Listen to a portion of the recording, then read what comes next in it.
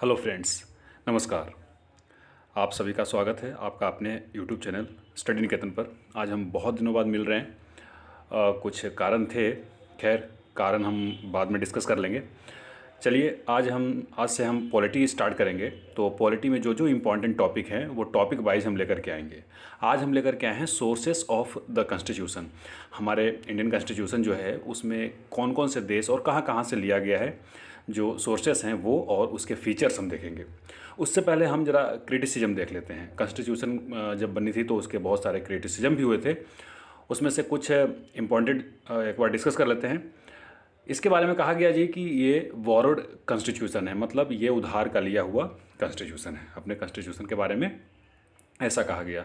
फिर कहा गया कि ये कार्बन कॉपी है। 1935 जो एक्ट बना था उसका कार्बन कॉपी है, मतलब वहीं से मैक्सिमम चीज़ें कॉपी किया गया है। इसके अलावा भी कहा गया कि ये एक अन इंडियन और एंटी इंडियन, मतलब या तो ये भारतीयों के लिए नहीं है, ऐसा कॉन्स्टिट्यूशन जो भारतीयों के लिए नहीं है, ये भी कहा गया। साथ ही इसे अन गांधीयन कॉन्स्टिट्यूशन करार दिया गया कि गांधी जी ऐसा नहीं चाहते थे, जैसा गांधी जी का विचार था उसके हिसाब से ये कॉन्स्टिट्यूशन नहीं बना है।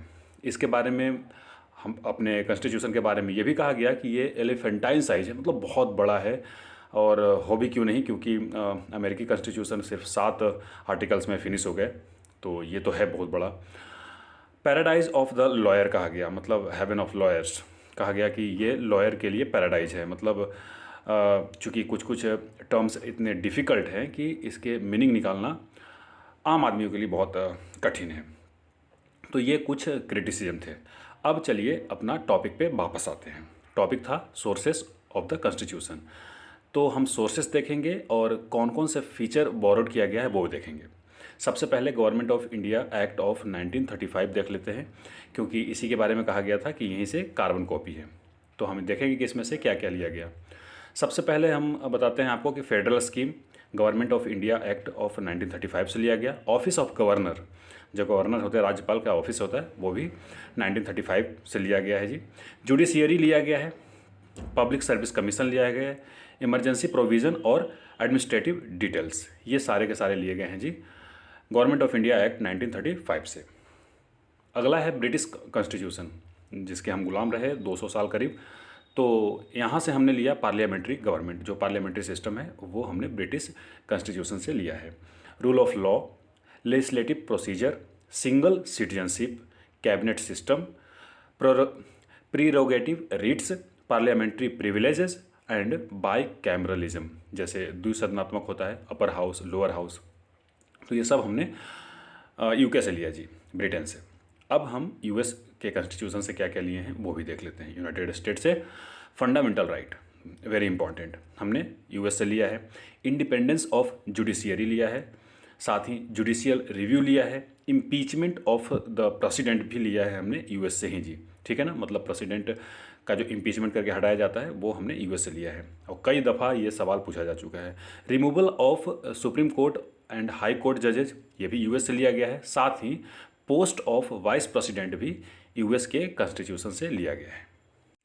अब आयरिश कॉन्स्टिट्यूशन देखेंगे जी, यानी आयरलैंड के संविधान से हमने क्या क्या लिया है। एक तो आपको बहुत अच्छे से पता है, डीपीएसपी लिए हैं, directive principles of state policy, ठीक है। इसके साथ साथ nomination of members to Rajya Sabha, Rajya Sabha में राष्ट्रपति जो नॉमिनेट करते हैं मेंबर, 12 मेंबर को, वो हमने आयरिश के कॉन्स्टिट्यूशन से लिया है जी, आयरलैंड के कॉन्स्टिट्यूशन से। साथ ही method of election of president, very important, मतलब जो प्रेसिडेंट का चुनाव होता है वो हमने आयरिश कॉन्स्टिट्यूशन से लिया है, ठीक है ना। राज्यसभा में तो 12 सदस्य को नॉमिनेट किया जाता है, लोकसभा में कितने किया जाता है आप कमेंट बॉक्स में बताइए। कनाडा के कॉन्स्टिट्यूशन से हमने क्या क्या लिया है जी। कनाडा आप जानते हैं एक नॉर्थ अमेरिकी कंट्री है, ठीक है, और यहाँ से हमने लिया है federation with a strong centre, ठीक है। Vesting of residuary powers in centre, appointment of state governors by the centre, जो राज्यों में राज्यपाल होंगे वो सेंट्रल गवर्नमेंट के द्वारा अपॉइंट किए जाएंगे, ठीक है। साथ ही advisory jurisdiction of the supreme court.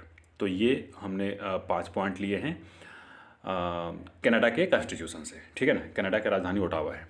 आगे बढ़ेंगे, ऑस्ट्रेलिया के कॉन्स्टिट्यूशन से भी हमने 2-3 चीज़ें बहुत इंपॉर्टेंट लिया है जी, जिसमें से एक तो आपको पता है कि जैसे स्टेट लिस्ट होता है, सेंट्रल लिस्ट होता है, वैसे ही कंकरेंट लिस्ट होता है। तो कंकरेंट लिस्ट में स्टेट भी बनाते हैं लॉ और सेंटर भी बनाते हैं, ठीक है ना। साथ ही हमने लिया है यहाँ से कंकरेंट लिस्ट के अलावा freedom of trade, commerce and intercourse और joint sitting of the two houses of a parliament. जैसे अपर हाउस और लोअर हाउस के दोनों के एक साथ बैठक होता है, लोकसभा राज्यसभा का।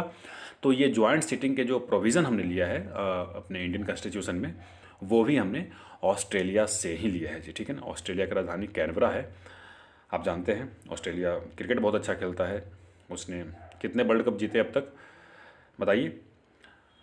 आगे बढ़ेंगे, वाइमर कॉन्स्टिट्यूशन देखेंगे जो जर्मनी के है, उसका नाम वाइमर कॉन्स्टिट्यूशन बोलते हैं।